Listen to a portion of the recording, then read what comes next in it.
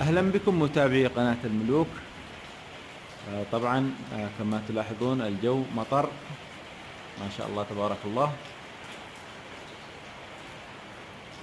طبعا في خلال تقلب الجو يجب الانتباه للطيور.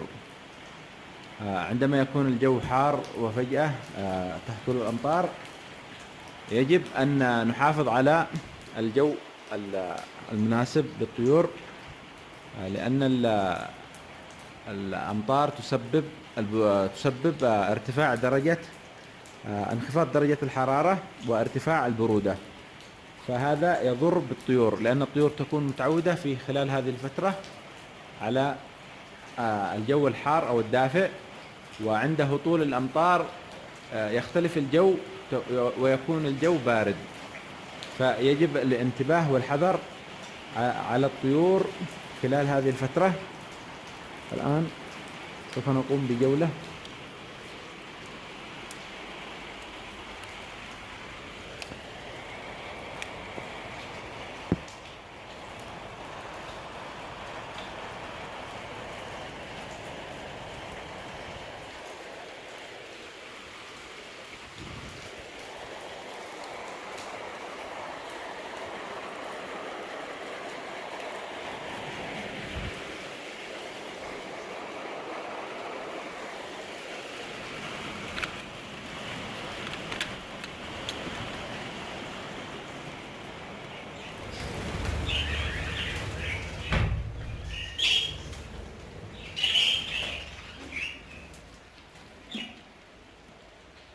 طبعا سوف نلاحظ يوجد تسريبات في الغرفة.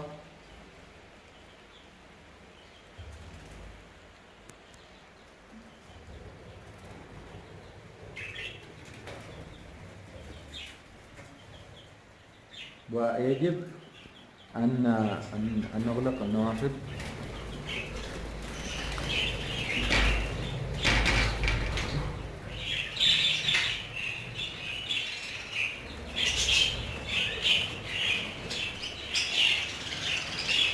فخلال هذه الفترة، خلال فترة سقوط الأمطار يجب الحذر الشديد حتى لا تموت الطيور.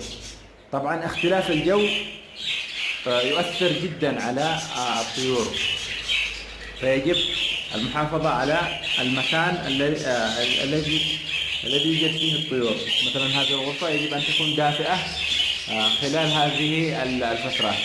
وأيضا يجب نلاحظ هذا تسريب الماء، يجب أن نسد هذا التسريب.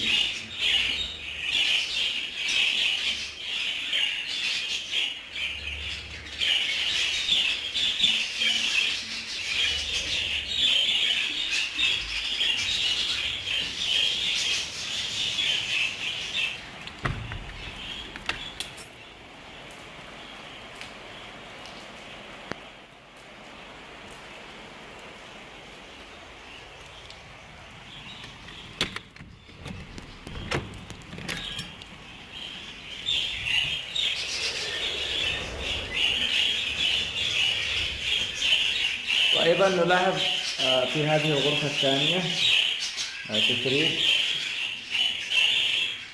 تسريب للماء أيضا من هذه.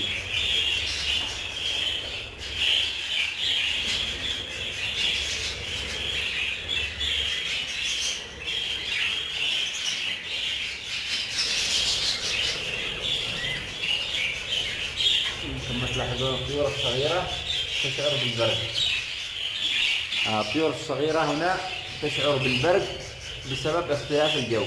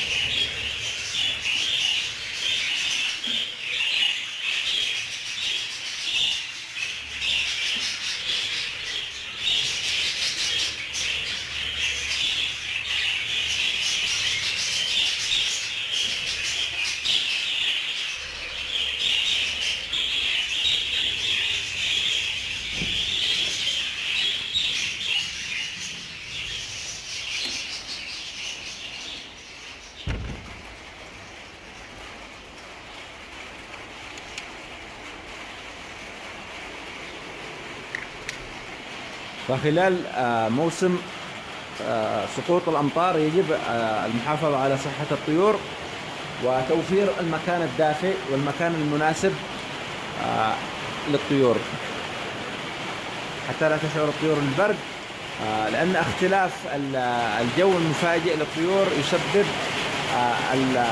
الأمراض، يسبب مرض الطيور، وبالتالي نلاحظ أن الطيور تموت فجأة. هذا ونتمنى لكم الفائدة، وانتظرونا في مقطع قادم إن شاء الله.